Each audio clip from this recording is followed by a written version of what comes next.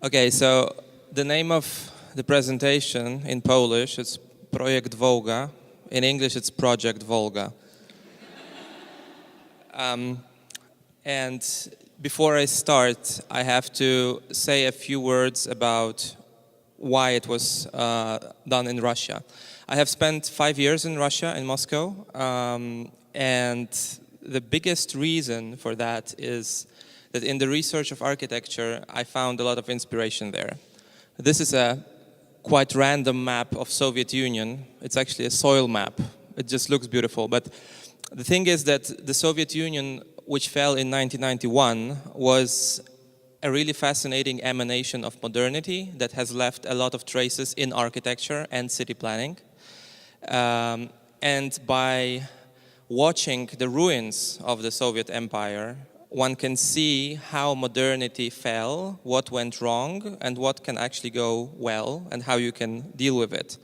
And unlike the, let's say, modernity in Europe or in the US, the one in the Soviet Union was extremely radical and therefore interesting. So my interest reaches into different areas. The first area is creation of housing. So I was really interested in this, let's say, romantic vision of housing from the 50s, where housing was prefabricated and created in really big masses. And of course, what happened afterwards and how it failed later. And this research ended with a book about mass housing.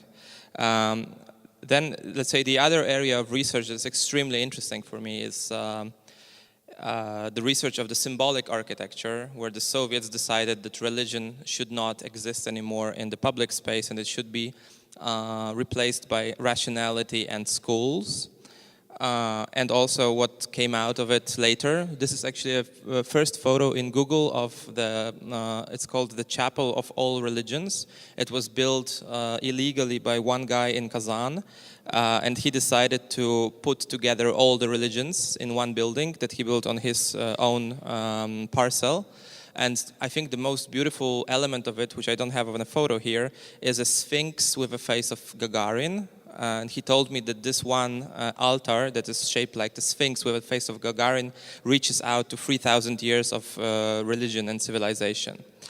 And the third area, which I find extremely interesting, is the area of how the Soviet state was trying to reshape the nature and how it was harnessing nature in order to create industrial growth and industrialize the country.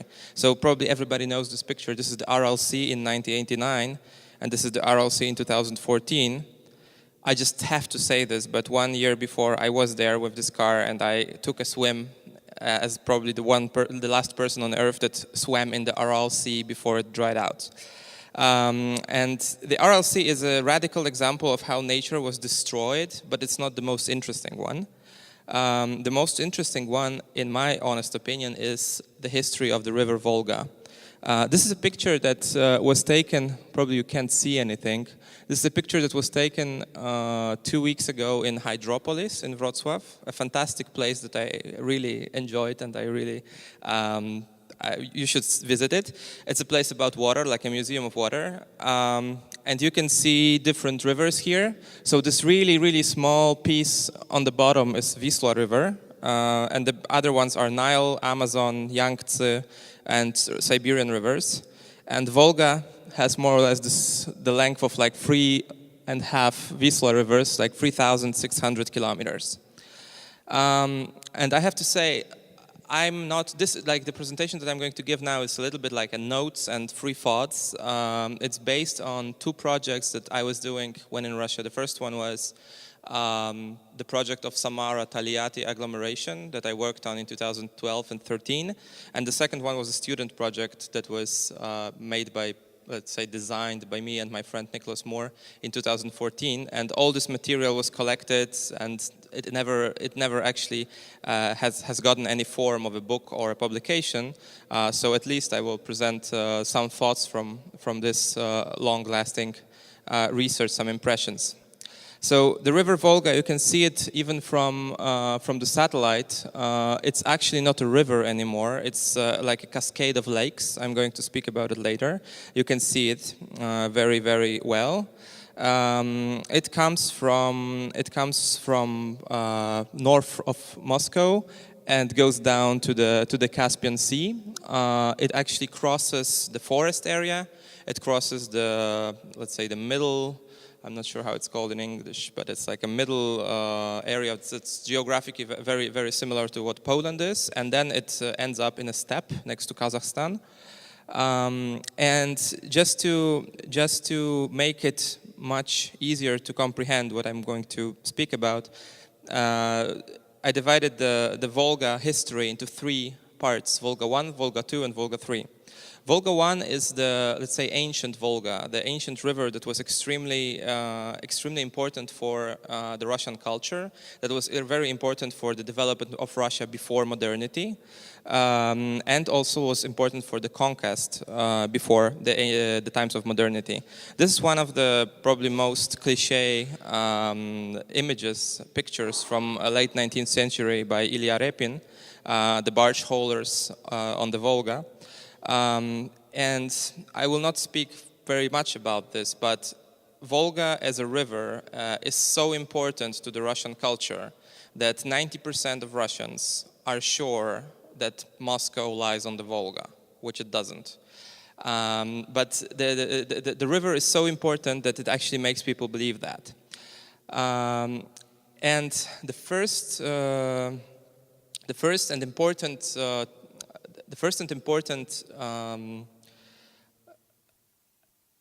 function of the river in the ancient times, before modernity, before the Soviet modernization of the state, was conquest. So even even the Terrible, he started his conquest from Moscow and went east and took Kazan. There's a beautiful story about a fortress of Sviazhsk that was actually moving down the river on the barges, which you can actually even see in the coat of arms of Sviazhsk today. It's a fortress now. Now it's built on sort of an island, but the whole movement of the fleet of Ivan the Terrible was moving on the river, and the Russian Empire or the Russian state was following the flow of the river. And afterwards, the same happened in the times of Catherine the Great. In here, you can see probably you can't see it very well, but I'm trying to explain. Can you see the mouse? Yes, you can. So you can see that in here is the most ancient part of the Volga, next to Moscow. And then you can see here was the development when Ivan the Terrible was moving towards Kazan. Kazan is here, where Kama is. And then Catherine the Great colonized this part. And you can see how much faster it went by how far away the bridges are. So in here, between Ulyanovsk and Volgograd, there's like 400 kilometers. Between Volgograd and Astrakhan, there's like 400 kilometers between 2 bridges. Until today, there is like, Volga is a big geographical challenge. This is not important. But the thing is that when the Soviet Revolution happened, the idea that the river is a way how the merchants are moving between the cities, and the merchant cities, how they are developing, this idea was not relevant anymore because there was no place for merchants in the Soviet states. So you have the cities. This is a plan of Saratov, one of 160 cities that were planned by Catherine the Great. You can see this kind of American plan of a city that's planned very, very quickly. So in the late 19th century, Saratov was the fifth richest city in Russia after Moscow in the Russian Empire. After Moscow, St. Petersburg, Warsaw, and Łódź. The fifth was Saratov. Today it's one of the poorest. It's probably the poorest city of 500,000 in the whole of Russia. The thing that happened is that the most important part of its life, the merchantry, it was banned and it couldn't be developed. So this is how Saratov looks today. It actually, I must say, it's really depressing. This is another example. This is Rybinsk, which was also a very rich merchant city, north from Moscow, and it's also in a very, very bad state. 1.5 years ago, we went to Rybinsk just to see it as a, let's say, tourist attraction. And when we were going back, we found this burning house in the village. So normally it was a little bit striking for me, because normally when you see a burning house in the village, there's like all the villagers looking at the fire. And in here there was a fire and there were nobody looking at it because there is no one there. So actually erasing this merchant history from Volga erased also a lot of urbanization. And there came the second Volga. The first one, it was important for the development of the merchant civilization, development of the river civilization. The second Volga, it was a project of industrialization of the country. As probably everybody knows, one of the biggest accomplishments of the Soviet Union was electrification of the country. And you can see on this map that the plan of electrification actually covers the plan of the river, of how Volga goes, because electrification had to be based on the power of the river. So there was, I think, I really like this image because it's much more clear than the map. So you can see that there is a cascade of dams in here on the Volga that go back down to the Caspian. And these dams create electricity. The same scheme was actually repeated on every river. So it was repeated on Dnipro, it was repeated on Lena, it was repeated on Yenisei. On every of this river you can see a situation when there is a electric station on the dam, industry, and city around the industry. So this is how the dams and electric stations of Russia look today. This is a single dam, a photo that we probably illegally have taken. And creation of these dams actually changed the nature of the river. The river before was a flowing river, and it was converted into a cascade of lakes. So the lakes are moving very slowly, getting to the dam. The water is going down, and the lakes are moving. They're also much wider than the river.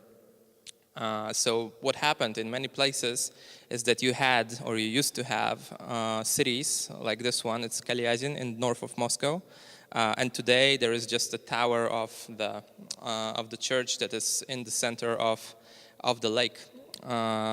It's actually quite beautiful. The same thing happened next to Taliati when the Samara Dam was built. This is an interesting diagram that was drawn by Paul. Yeah, so you can see what was the actually I don't think it works like this. I will just talk about it. So you could see that in here the first thing that was built was the dam and the small settlements next to the dam where the people were working with the dam. And once they had electricity, they have built this huge chemical plant. And after building the chemical plant, they have built this city next to the plant. And then they have chosen the best place to build a car manufacturing plant. And they have built it here. It was the best place for the industry. And afterwards, they have squeezed a city just between this forest and this plant where there was place. So industry was an absolute priority, and the city didn't really matter. I'm just going to skip it. It used to be a diagram, but it doesn't work. Yeah, so this is how Taliati looks like after it was built. It's probably one of the worst cities I have ever been because it has, like, the standard width of the streets is 100 meters, plus it's in the steppe, and there is a lot of wind and sand, and it's extremely cold. I remember going out from this car to take this photo. It was extremely painful to do that. And this is how Taliati looks like outside. So the industry is still there, and part of this industry still works and creates a lot of steam. This is actually a very beautiful story that the students have found during our research in 2014, where the delta of the Volga is in Astrakhan. A very interesting thing happened. This is a lighthouse that is next to the Caspian Sea. And there's this woman living there, and she was explaining that when she's like 100 years old, and she was explaining that when she was born, there was a sea next to the lighthouse, but actually then the sea started moving away. So first they were walking to the sea, then they were riding a bike to the sea, and finally it was really far away, so they were taking a car to go to the sea, and at some point the sea has gotten so far away from the lighthouse that they stopped going there. So this is what you see from the lighthouse. The Caspian Sea got much smaller because of what they did to the river. The other very important aspect of reconstruction of the Volga was the military aspect. Stalin had his wish to convert Moscow to the capital of 5 seas, which is quite absurd if you look at the geography. It's like the most landlocked city you can imagine, but it is a capital of 5 seas because canals were built to connect the rivers with 5 seas. So there is also, like, the interesting part here is that there was also a lot of architecture produced to show how important the river is. So in here you can see this extremely beautiful palace of, it looks like a palace, but it's actually a harbor of 5 seas in Moscow. In Volgograd, you can see this kind of arches and architectural elements that show the importance of the canals that were built, the Volga-Don Canal. This is the biggest. This was the biggest statue of Lenin in the world. Actually, when it was built as a statue of Stalin. But after Khrushchev de-Stalinized Russia, the head was switched overnight, and nobody knows where the head of Stalin is. We were trying to find it, but we didn't make it. It was also a lot of fun to go on the Volga. The ugly part. This is a photography of one of the biggest artists of the 20s, Rodchenko. The ugly part of, and the very important part of this, let's say, industrialization using rivers was that this was the Volga that became a prototype for the Gulag. So in here you can see that this is actually the workers of the Gulag that are opening the canal. And some people, this is the Museum of the Canal in Volgograd, some people don't really want to kind of face this truth. And if you look at the map of the Gulag that was created by Solzhenitsyn in his book, you can see that it clearly follows also the rivers. Yeah, and the thing is, the interesting part is Volga 3, because what happened, this was the Soviet Union, and I also, on this diagram, I have showed the Moscow and the river Volga and Don. And what happened is that the economy of this is actually something that we talked about with a geographer. The economy of the Soviet Union was quite diagrammatic. The idea was that the resources from Siberia were moved to the Volga, and on the Volga in the factories they were metabolized into something else, and these consumer goods and military goods, they were distributed all over the Soviet Union. But the thing is that in 1991, the Soviet Union collapsed. Russia lost 50% of the territory and 50% of people. And the whole idea of how economy works was changed into this, that the resources are simply sold outside of Russia with actually overtaking Volga, and nothing happens on the Volga. So the logical consequence of this was that the whole industry of the Volga simply collapsed, and it's not necessary anymore. There are still some things that work, like Tolyatti car plant. It's still manufacturing cars, but I don't think that anybody wants to buy them, and like if they were not given money by the government, probably they would also die. Yeah, and the other thing that is quite important in here, from this point of view, is not only that the economy switched to selling resources to the West, but also that if you look here, there was a thing that was called by the Russian urban planners the carcass of the cities. The carcass of the cities, or the skeleton of cities. And the idea was that there are cities of different hierarchy. There's like one big city, which is Moscow, and there's like a few quite big cities which surround it, which was St. Petersburg, Minsk, Kiev, and Tashkent. So that the whole hierarchy of cities was complete, and only afterwards that were smaller cities like Novosibirsk or like Samara or like Yekaterinburg. But now, majority of the cities that were between Moscow and other cities, they are outside of the borders. So the whole thing is not complete, which causes a huge influx of people to Moscow. Other things that cause it are, of course, like great bureaucracy in Moscow, which hires a lot of people, and centralization of economy. But what happened is that now all the Volga is in the area that is called by the demographers the circle of death. It's like 1,000 kilometers circle around Moscow. And all the cities that are there, they are too close to Moscow to develop and too far away to be a suburb. So they are actually in this kind of situation that we know in Poland from Łódź, that it's like too close to Warsaw, but too far away to Warsaw. So in here, since Volga has this shape that is actually going around Moscow, it happened to the whole river. And the whole river is in the state of decay. So in here you have this map of the poorest Russian regions. Majority of regions that are in Siberia, in the south, in the north, they are quite okay economically. Like Vladivostok is a great city. Cities of Siberia are extremely rich, but exactly those cities that are on the Volga are very poor. Some photos to just show that. There's still some river culture left on the Volga. I have no idea what these things are, but they look very picturesque. Yeah, and the only thing, this is actually quite funny because this is like the barge haulers on the Volga. So it's like an internet joke. But the only thing that is left is this kind of fragmented remains of Volga 2. After Volga 1, or what I call Volga 1, was destroyed, there was something that immediately came afterwards. But the thing now is that the third part is not coming. The Volga 2 fell after the fall of the Soviet Union, but nothing came to replace it. So, okay, I'm not going to talk about this. I'm just going to finish. So the idea is like after 2 years of working with Samara and Togliatti. Okay, I will talk about this. This is Samara, this is Togliatti, and this is Sizra, and these are 3 cities that are around 100 kilometers from one another, and they are working to become one city.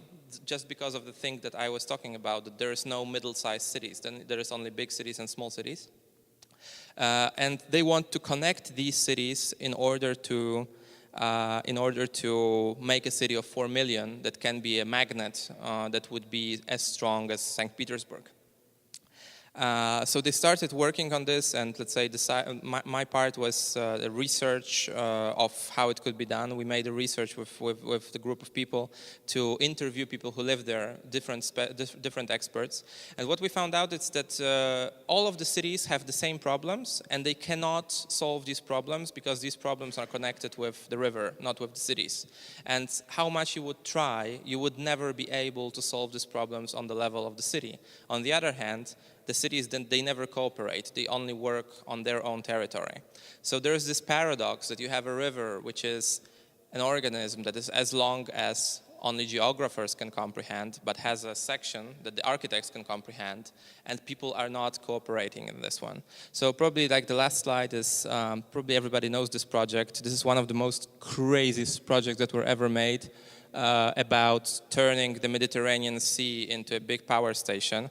So the idea was to create a power station here in Gibraltar, and then everything goes dry, so you have a lot of fields in here, and you can build a motorway to Africa and another power station here and here. It was a German engineer that proposed it in the 20s.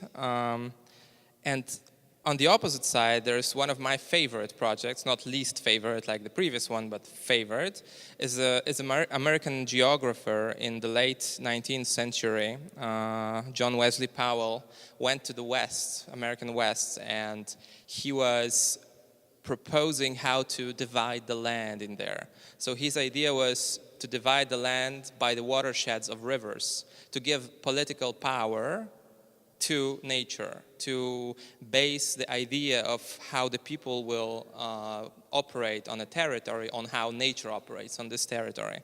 So I think that this is probably the solution, or this is the beginning of the solution of the problem of the rivers like the Volga. And I will end here. Thank you.